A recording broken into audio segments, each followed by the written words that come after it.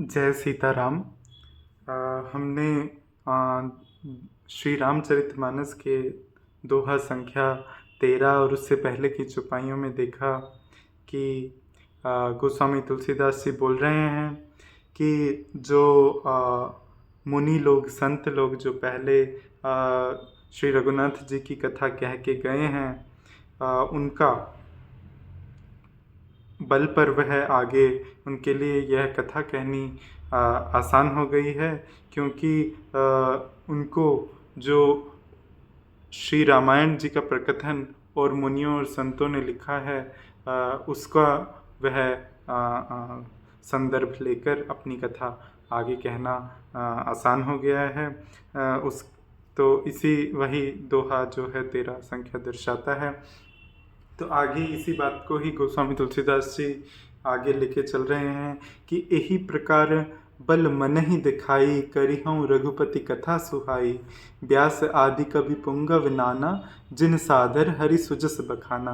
गोस्वामी तुलसीदास जी कह रहे हैं कि यही प्रकार बल मन ही दिखाए, कि इसी प्रकार मन को बल दिखाकर, कि इसी प्रकार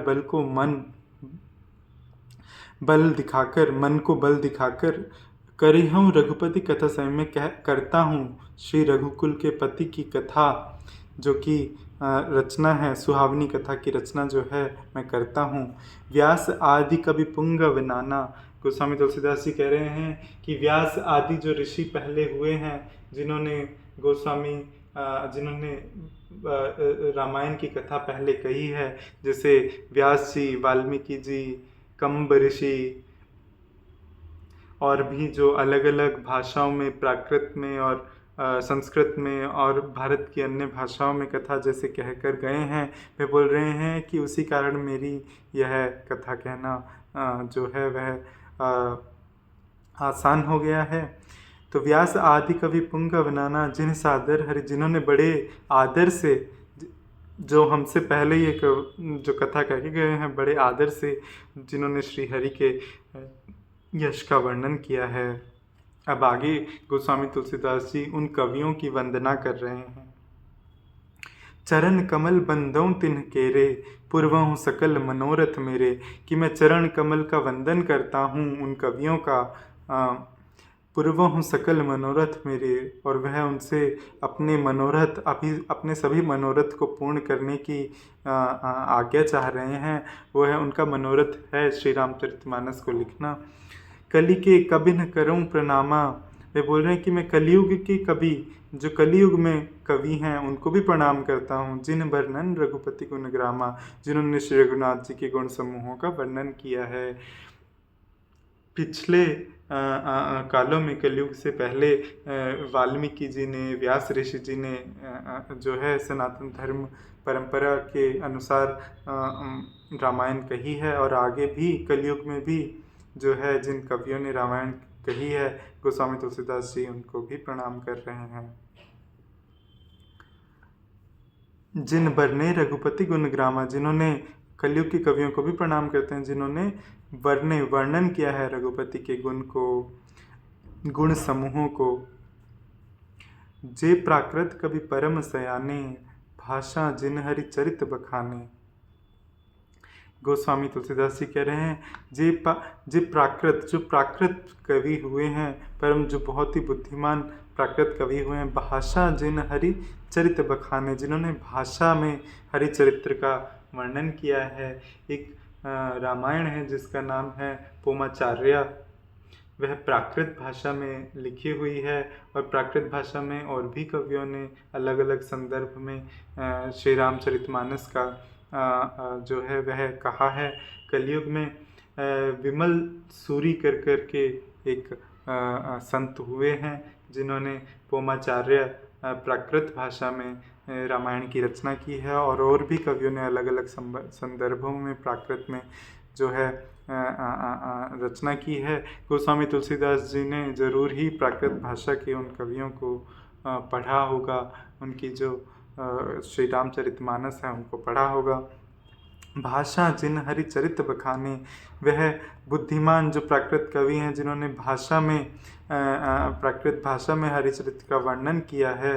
भई जे अहीं जे हो ही आगे, वे बोल रहे हैं कि ऐसे कवि जो पहले हो चुके हैं, जे हो ही आगे, और जो आगे होंगे, उनके बाद भी जो आगे कवि होंगे। प्रणव हूँ मैं प्रणाम करता हूँ, सभी कपट सब त्यागे, सभी कपट को त्याग कर मैं उन सभी को प्रणाम करता हूँ। गोस्वामी तुलसीदास जी आगे भी होने वाले कवियों के प्रति सम्मान व्यक्त कर रहे हैं, क्योंकि जो समय के समय का आधार नहीं है, जो किसी भी समय में जो भी सिद्ध पुरुष हुए हैं, जिन्होंने अपने अपने समय में वह बुद्धि पाई है और जो सिद्धियों के द्वारा अलग अलग गहरे काम करते हैं, इस संसार में कीर्तियाँ करते हैं, उन सभी को गोस्वामी तुलसीदास जी नमन कर रहे हैं, क्योंकि वे सभी जो हैं वह आदर के भागी हैं। वह जानते हैं गोस्वामी तुलसीदास जी कि आगे आने वाले कवि भी जो हैं, भले ही वे उनसे छोटे हों, पर वह आदर के जो हैं वह भागी हैं। तो यह गोस्वामी तुलसीदास जी की सोच जो है अपने आप में ही कितनी आगे है समय से। होहु प्रसन्न देहु बरदानु, साधु समाज भनीति सन्मानु। गोस्वामी तुलसीदास जी कह रहे हैं कि आप सब प्रसन्न हो, कि हो प्रसन्न देहु वरदानु, और मुझको आप सब प्रसन्न हो और वरदान देवे। कवियों की वंदना कर रहे हैं यहाँ पे खासकर, और सभी जो पहले कवि हुए हैं, आगे कवि होने वाले हैं, और सभी को वह बोल रहे हैं कि प्रसन्न हो के मुझको वरदान दें। साधु समाज भनीति सन्मानु, कि साधु समाज में मेरी कविता का सम्मान हो। देखो अभी आज के भी जो कवि हैं, जिनको भाषाओं की परख है, जिनको समझ है कि वह आज भी श्री रामचरितमानस का कितना सम्मान करते हैं, तो गोस्वामी तुलसीदास जी उस वक्त भी लिख कर गए थे कि आगे जो कवि होंगे और पहले जो कवि हुए हैं, वह उनसे प्रसन्न होकर वरदान मांग रहे हैं कि मेरी कविता का सम्मान हो। जो प्रबंध बुध नहीं आदरहीं, सो श्रम बादि बाल कवि करहीं। वे बोल रहे हैं कि जिस प्रबंध यहाँ पर जो है कविता का जो बुद्धिमान लोग हैं वह आदर नहीं करते, सो श्रम बादि बाल कवि करहीं। तो ऐसा श्रम तो जो है वह मूर्ख कवि ही करते हैं, उसी की रचना करते हैं। बोल रहे हैं जिस रचना का आदर बुद्धिमान लोग नहीं करते हैं, इसका अर्थात यह है कि वह रचना किसी मूर्ख ने लिखी है। तो गोस्वामी तुलसीदास जी यही बोल रहे हैं कि आप लोग मेरी कविता का आदर करें, मुझ पे प्रसन्न हों, मुझे ऐसा वरदान दें कि मेरी जो कविता है वह माँ सरस्वती की कृपा से, और सभी जिनका गोस्वामी तुलसीदास जी ने आवाहन किया उनकी कृपा से वह जो कविता है वह श्री रघुनाथ जी के चरित्र के सम्मान में उस पर खरी उतर पाए। तो ऐसा गोस्वामी तुलसीदास जी यहाँ पर कह रहे हैं उनकी कविता का कवि लोग आदर करें, ऐसा उनको वरदान दें। कीर्ति भनीति भूति भली सोई।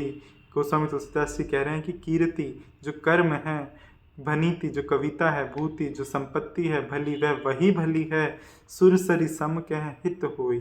जो सुरसरी बोलते हैं गंगा माता को, सुर अर्थात देवता और सरी अर्थात देवताओं की नदी गंगा नदी के समान जो सबका हित करने वाला हो, वही कार्य अच्छा है, वही कविता अच्छी है, वही संपत्ति अच्छी है। जो दूसरों का हित कर सके, जो दूसरों का हित ना कर सके, ना तो वह संपत्ति अच्छी है, ना तो वह कविता अच्छी है, ना ही वह कर्म अच्छा है। राम सुकीरति भनीति भदेसा, असमंजस असमोही अंदेशा। राम सुकीरति, वह बोले राम की जो सुकीर्ति है वह तो बड़ी सुंदर है, वह इतनी बड़ी है, इतनी विशाल है कि उसको कैसे शब्दों में बयान किया जाए। तो उसके सामने कोई भी शब्द हो वो है उनके चरित्र के सम हो ही नहीं सकते। उनका भगवान का चरित्र ही इतना विशाल है, तो इसलिए वह बोल रहे हैं भनीति भदेसा। तो मेरी जो यह कविता है ये भद्दी है, वह इसलिए बोल रहे हैं क्योंकि वह बोल रहे हैं कि कोई जितना मर्जी सुंदर कविता लिखे वह श्री रामचरित्र के गुणों के बराबर कभी नहीं हो सकती। असमंजस असमोही अंदेशा, वे बोल रहे हैं मुझे यही असमंजस है कि अर्थात इन दोनों का मेल नहीं मिलता कि श्री रामचरित्र जी का चरित्र और मेरी कविता, इन दोनों का मेल तो नहीं मिलता, पर इसी की मुझे चिंता है। आगे वह बोल रहे हैं, तुम्हारी कृपा सुलभ सो मोरे, परंतु हे कवियों, आपकी कृपा जो है यह कार्य मेरे लिए सुलभ कर सकती है, जिससे मेरी यह चिंता हट सकती है। वे बोल रहे हैं कि उनके ऊपर वरदान दे, कि वह ये कविता जो है भाषा का वरदान दे, विद्या का वरदान दे। ऐसे गोस्वामी तुलसीदास जी कह रहे हैं। सियनी सुहावनी टाट पटोरे, वे बोल रहे हैं कि जैसे रेशम की सिलाई टाट पर भी सुहावनी लगती है, तो ऐसे श्री रामचंद्र जी का चरित्र रेशम के समान जो है वे गोस्वामी तुलसीदास जी की पिरोई हुई कविता में भी जो है रेशम की सिलाई पर टाट के जैसे सुहावना लगे। ऐसा गोस्वामी तुलसीदास जी कह रहे हैं। सरल कबित की रति विमल, सोई आदरहि सुजान, सहज बयर बिसराई रिपु, जो सुनि करहि बखान। सरल कबित की रति विमल, सोई याद रही सुजान, सहज बयर बिसराई रिपु, जो सुनि करहि बखान। सियावर राम जय जय राम, मेरे प्रभु राम जय जय राम। गोस्वामी तुलसीदास जी इस दोहे में कह रहे हैं कि सरल कवित जो कविता जो बहुत ही सरल हो और जो जिसके बहुत ही निर्मल बुद्धि से जिसकी उपज हो, चतुर पुरुष उसी का आदर करते हैं।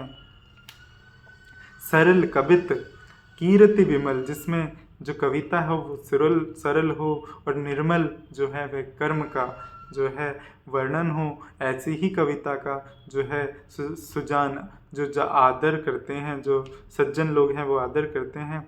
सहज बयर बिसराई रिपु, जो सुनि करहि बखान। वे बोल रहे हैं कि जिनको शत्रु रिपु, जो शत्रु भी जिनको कीर्ति को बिसरा न सकें, शत्रु भी स्वाभाविक वैर को भूलकर, वैर को जो है बिसराकर जो है वह इस कीर्ति को जो है बखान करें, ऐसी जो है कविता ही चतुर पुरुष जो है वह करते हैं। गोस्वामी तुलसीदास जी कह रहे हैं कि ऐसी ही कविता का चतुर पुरुष जो है वह आदर करते हैं। सो न होए बिनु बिमल मति, मोहिमति बल अति थोर, करहु कृपा हरि जस कहूँ, पुनि पुनि करऊँ निहोर। सियावर राम जय जय राम, कवि कोविद रघुबर चरित, मानस मंजु मराल। बाल विनय सुन सुरच लखी, मोह पर होहु कृपाल। सियावर राम जय जय राम, मेरे प्रभु राम जय जय राम। मंगल भवन अमंगल हारी, द्रवहु सुदशरथ अजिर बिहारी। गोस्वामी तुलसीदास जी कह रहे हैं, सो न होई बिनु बिमल मति, मोहिमति बल अति थोर। वे बोल रहे हैं कि परंतु ऐसी जो चतुर कविता है, जिसमें जो सरल हो और जिसमें निर्मल चरित्र का वर्णन हो और जिसका वैर भूलकर शत्रु भी जिसकी प्रशंसा करने लगे, ऐसी जो कविता है वह बिना निर्मल बुद्धि के जो है नहीं होती। सो न होई बिनु विमल मति, वो नहीं होती बिना विमल निर्मल मति के, बुद्धि के। मोहि मति बल अति थोड़ा, वो बोल रहे हैं कि मेरी जो मति का बल है, मेरी जो बुद्धि का बल है वह तो बहुत ही थोड़ा है। करहु कृपा हरि जस कहूँ, पुनि पुनि करहु निहोर। बोल रहे हैं कि मेरे ऊपर कृपा करो, मैं हरि के यश को कहना चाहता हूँ और पुनः आप जो हैं वह हे कवियों, मैं आपको दोबारा जो है इस चीज़ के लिए निहोर करता हूँ, इस चीज़ के लिए वंदना करता हूँ कृपा करने की। कवि कोविद रघुबर चरित, मानस मंजू मराल। जो बोल रहे हैं कि कवि और पंडितगण आप जो, वह बोल रहे हैं कि कवि कोविद रघुबर चरित, मानस मंजू मराल। जो कवि और गोविंद है, जो कवि हैं और पंडितगण हैं, वो रघुबर के चरित्र में, मानस में मंजू मराल जैसे हैं। देखो हमारे यहाँ पे मान सरोवर जो है वह बहुत ही पवित्र सरोवर माना गया है, जहाँ पर जो है जो शिव जी हैं और महामाता पार्वती जी जो हैं वह निवास करते हैं, वहाँ स्नान भी करते हैं। जो है मान सरोवर जो है वह बहुत ही दिव्य जो है सरोवर हमारी संस्कृति में माना गया है। और जो वह बोल रहे हैं, जो राम जी का चरित्र है, रघु कुल के जो वर हैं उनका जो चरित्र है वह मान सरोवर के जैसा है। और उसमें जो है सुंदर जो है मराल जो है, मराल अर्थात हंस, मंजू अर्थात सुंदर हंस जो हैं वो कवि और गोविंद के भांति है। जो कवि और पंडित गण हैं वह रघुबर के मान सरोवर रूपी सरोवर में बैठे सुंदर हंसों की भांति हैं। हंस जो है हमारी संस्कृति में ही आपने पहले भी देखा है, हमारे कितनी बार जो है हंस का वर्णन आया है। हंस हमारी संस्कृति में जो है वह आत्मा, विवेक, ज्ञान और मुक्ति का प्रतीक है। हंस के बारे में मान्यता है कि वह क्षीर नीर विवेक जो है अर्थात दूध और पानी को अलग कर सकता है। यह विवेक और शुद्धता का बोधक है। हंस को परमात्मा के समीप माना गया है। योगी और मुनि जो है प्रतीक के रूप में इनको देखा गया है। तो यहीं पर वो वही दिखता है कि जो कवि और पंडित गण हैं उनको सुंदर हंस की उपमा दी गई है, जो कि रघुकुल के वर जो हैं श्री राम जी के चरित्र रूपी मान सरोवर जो है वह पवित्र सरोवर जो है वो रघुवर का चरित्र है, जिसमें यह सुंदर हंस हैं। अर्थात वह जो हैं वह बहुत करीब हैं भगवान के, श्री राम के। बाल विनय सुन सुरुचि लखी, मुँह पर हो कृपाल। वह उन्हीं जो है कवियों और पंडित गणों को बोल रहे हैं कि यह बालक की रूपी मेरी विनती सुनकर और सुंदर रुचि, मेरी अच्छी रुचि देखकर, मेरे मन में कोई जो है कपट नहीं है, रुचि मेरी अच्छी है, मैं भगवान जी के यश का वर्णन करना चाहता हूँ और मुझ पर इसीलिए मेरी सुंदर रुचि और बाल जैसी विनय विनती सुन के, बालक रूपी विनती सुनकर मुझ पर कृपा करें।